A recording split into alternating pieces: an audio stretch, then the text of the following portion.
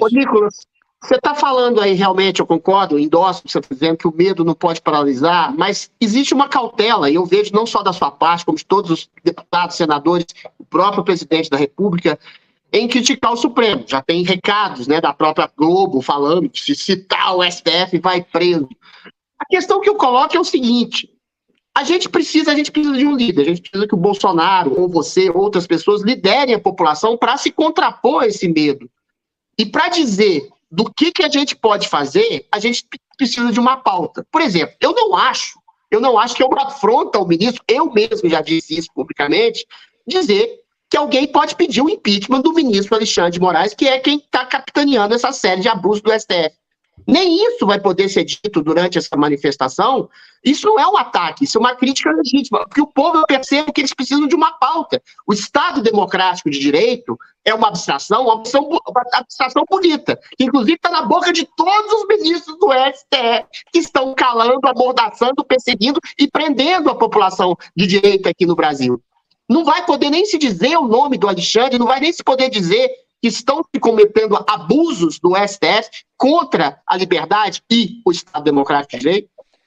A grande questão, Adriles, é que, como disse aqui, né, se o Bolsonaro cometer algum crime, né, uma fala criminosa, ele poderá ser preso. Mas o que é crime para eles? Não é crime.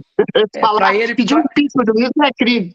Exato. Para eles, fake news é crime, né? Inclusive, o próprio ex-ministro da Justiça tomou um fact-checking ali, né, no Twitter, porque fake news não é crime, não existe nenhuma tipificação penal com relação a isso. Agora, se não puder fazer isso, de fato, eu já vou com as malas prontas, tá? De fato, para a cadeia, né? Não somente eu, mas como os outros demais deputados, porque, de fato, você dizer a respeito de o Brasil, né, entende que uma pessoa no STF, né, tem desequilibrado os poderes e gerado uma desarmonia entre não somente população, sociedade civil, mas também classe política, e dizer que o impeachment, né, e pedir um impeachment para o presidente do Senado, isso for considerado crime, de fato, acabou a República. E eu acredito que está nesse nível. Eu acredito que, mais uma vez, né, o presidente Bolsonaro convocou essas manifestações, ele de fato é a liderança que está em torno disso, a responsabilidade é dele, eu não quero o pressionar em falar absolutamente nada, né, isso é uma decisão dele, até mesmo porque o que está à porta dele é muito sério, né, e uma possível prisão, e eu jamais aqui me colocaria, principalmente, né, com o mais inexperiente aí, praticamente, talvez, de todos os deputados em termos de carreira política, querer aqui ensinar para alguém o que deve ou se não deve falar. Mas eu acredito que agora é momento de demonstrar coragem, agora é o momento de demonstrar firmeza. Quando a gente pensa em macro do Brasil, as pessoas precisam de uma injeção de ânimo, e eu não sei de fato o que virá após essas manifestações, mas uma coisa a direita precisa entender: nós não precisamos somente resistir ao mal, a gente precisa resistir a ele. O Lula, ele perdeu 12 anos seguidas, Adriles, a presidência da República. 12 anos. Eu tô para te dizer que uma pessoa que dedica 12 anos da sua vida para algo é porque ela quer muito isso.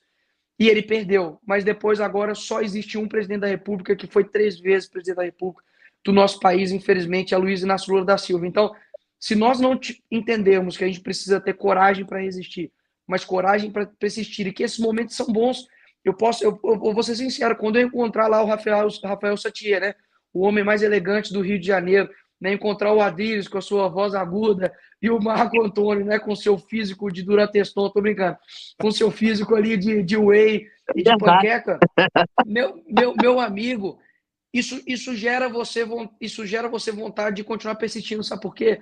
Quando nós estivemos lá, Adriles, na Avenida Paulista, por conta da morte do Crezão, eu não consegui dar um sorriso sequer, porque um pai de família morreu, sabe, por negligência jurídica. E eu estava assim, olha quanta gente que está aqui que não desistiu. Então, essa manifestação, eu posso ser bem sincero, eu acho que é muito mais um recado para nós mesmos do que um recado para fora. Eu confesso para vocês, se alguém me dissesse assim, Nicolas, a pauta é essa, vai e pega. Meu irmão, eu sou igual um cachorro louco, eu vou para cima, eu vou mobilizar, sabe? Eu tenho hora que eu não consigo dormir, às vezes, por pensar e falar assim, meu Deus, dê estratégia para a gente, dê uma diretriz, dê discernimento, porque é uma luta muito difícil. Adriles, eles têm tudo. A gente não tem nada hoje. a gente só tem corações de indivíduos que A gente estão tem a maioria assim. do povo, Nicolas. Exato, mas A gente tem exato. povo.